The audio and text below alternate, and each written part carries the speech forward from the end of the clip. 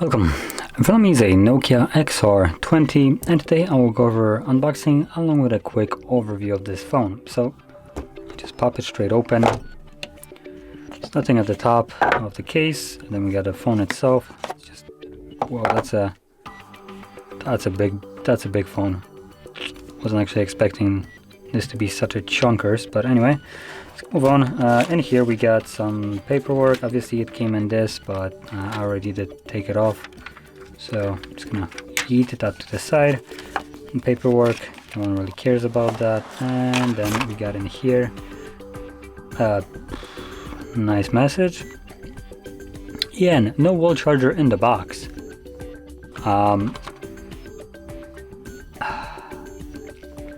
I have a problem with this one, considering this is a budget device with not really so budget price, and they didn't even include a charger. Now that takes some actual balls, to be honest. There's a reason why people probably stopped buying these Nokia phones primarily. I mean, let's be honest, usually they were priced a little bit more adequately, but this one is actually priced fairly not adequate to the phone itself, and additionally they didn't even bother including a charger in there. I have a problem with that, to be honest, but yeah, anyway, let's move on. So we got a Type-C charger, at least that's nice. I wouldn't be surprised if they also included a micro USB, but it's not, so at least thumbs up here. So anyway, let's get to the phone. So this is almost seems like a rugged device. It is a fairly hefty one. It has some kind of like rubberized surface. It is really weird, to be honest, but anyway. So let's move into the specs. So this comes with a 6.67 inch display, 1080p by 2400. It's an LCD IPS display, and let me quickly find English, there we go. LCD IPS, 76.8% screen to body ratio. As you can see, you do have fairly chunky bezels, and they don't look as ludicrous as they do on camera, because the camera is a little bit zoomed out. But here, I'm gonna just bring my phone in here, which I used to consider to be a fairly big device. Yeah, that the Nokia dwarfs it almost. And additionally, let me just unlock it, max out the brightness just so it looks a little bit better. But you can see just a bezel comparison. My bezels are going like up to here from the chin. These ones are way bigger, like twice as big. And just the size of my notch, because there is a notch unfortunately, is the size of this entire bezel right here. So yeah, and additionally the sides basically have no bezel because they are curved, but that's just the design, so yeah. So obviously this phone is huge, but yet it didn't really remove any kind of bezels. They are here. So yeah, anyway, gonna move past this. The bezels are hideous. Now when it comes down to screen to body ratio, it's 395, and the screen up front is a Gorilla Glass Victus as a protection. So honestly, the screen itself seems to be fine. There is no high refresh rate, which again at this price range, which is about 500 euros, this is not very acceptable, I would say. You either include an AMOLED for that price or high refresh rate, one or the other. Basically any kind of other mid-range device can do this. Don't see reason why this couldn't. So yeah, now let's max out the brightness. Here we go, which apparently peaks at about 550 nits, so again, not the brightest phone as well.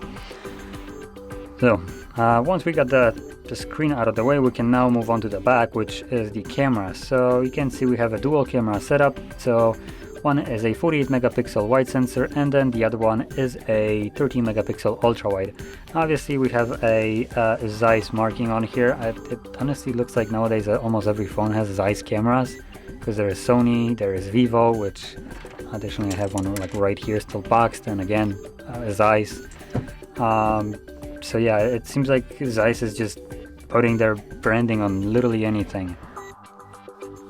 But yeah, And when it comes down to shooting with those cameras, apparently we can shoot videos at 1080p 30 frames. Again, for that price, this is just absolute a joke.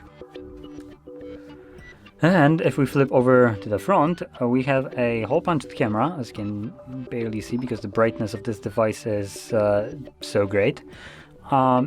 This is a 8 megapixel wide sensor, 1080p 30 frames again.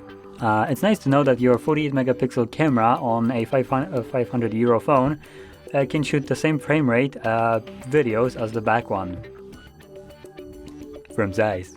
So yeah,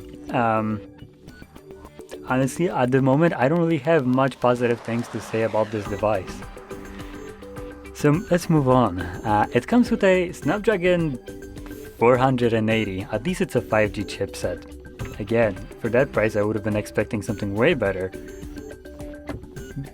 But I guess I would be wrong to expect more. Then moving on to the storage, that's where the first win here comes in. If I can actually find a little pen to eject tray, wherever it is, so let's just find it. Oh, it's at the top. So, we do have a SD card expansion slot. So, the phone does come with 64 or 128 gigabyte storage. Now, depending how much RAM you will want, you will have to go for either one or the other. Because a 64 comes with 4 gigabytes, while the 128 comes with 6. Now, if you want more than 4 gigabytes of RAM, you are literally forced to go for the higher model. Not the coolest move here, but still nice that you have the choice, and additionally you can expand the storage even further using an SD card if you only care about the storage. So at least that's nice. Honestly, I would have expected it to not have an expandable storage at this point. Now moving on, we do also have a side-mounted fingerprint sensor right here on the power key, as a lot of phones nowadays kind of do this at a mid-range price. So yeah, we don't have under display one. Side-mounted is okay, they work really well, they are really quick and reliable, so at least that's a really good thing here. And additionally, even though this phone is an absolute unit, like this thing is barely pocketable. If you can imagine a woman walking with those tiny little pockets with this thing in, it's like a suitcase almost. So yeah, this thing feels weird in hand. I feel like I'm holding a tablet basically. So contrary to the size of this, we have a puny 4630 mAh battery. What? Okay then. I have literally no words for this battery here. There should be above 5000 milliamps in here, at least. But no, we get a 4600 one. Great. Anyway, when it comes down to charging, we can charge it at 18 watts through the brick. Not outstanding, so you might as well use the reverse wireless charging, which apparently it has. So let me just whip out a little Qi charger right here and see if it charges.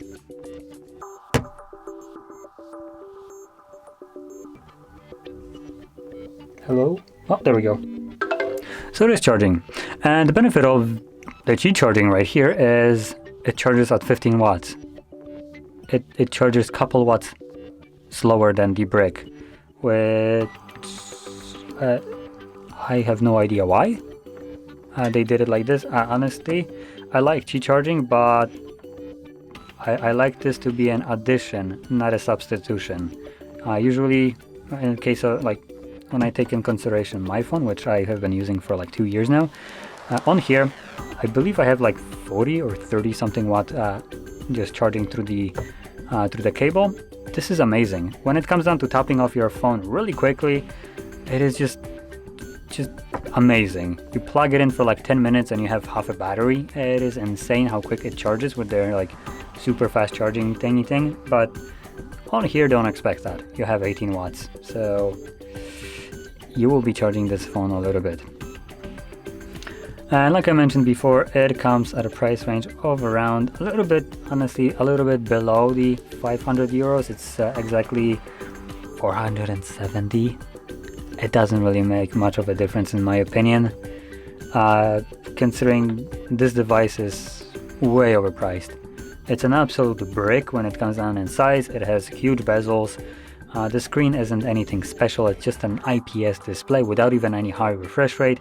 The peak brightness on here is laughable. The battery size for this size of the device is again just an absolute joke.